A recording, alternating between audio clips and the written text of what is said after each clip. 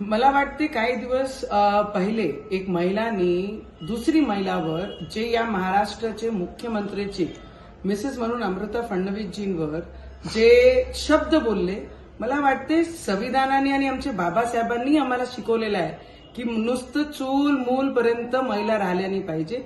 त्यांची जे टॅलेंट आहे ते बाहेर येऊन आपण केलं पाहिजे. तर अमृता फडणवीसजी ज्या पद्धतीने आपला टॅलेंट, आपली गायकी या पद्धतीने बाहेर येऊन करतात आहे, तर त्यांना पूर्ण फ्रीडम आहे आमच्या बाबासाहेबांनी दिलेला आहे. तर मला वाटतं एक महिलाकडनं दुसरी महिलांसाठी या पद्धतीने शब्द येणं हा ऍक्च्युली खूप निंदनीय आहे आणि याचा निषेध मी सुद्धा करते आणि या महाराष्ट्रामध्ये राहणारी प्रत्येक महिला सुद्धा या शब्दाला, कारण टीव्ही जर ते शब्द दाखवू शकत नाहीये तर ती महिलांनी दुसरी महिलाचा अपमान कशा केला आहे ते स्पष्ट दिसत आहे. तर मला वाटतं या सगळी महिला या महाराष्ट्रामध्ये नाही, पूर्ण देशामध्ये जे बाबासाहेबांना मानतात, बाबासाहेबांच्या विचाराला मानतात, ते सगळे या शब्दाचा निषेध करण आणि या गोष्टीचं माझे अमरावतीचे सगळे महिला सुद्धा निषेध करतील.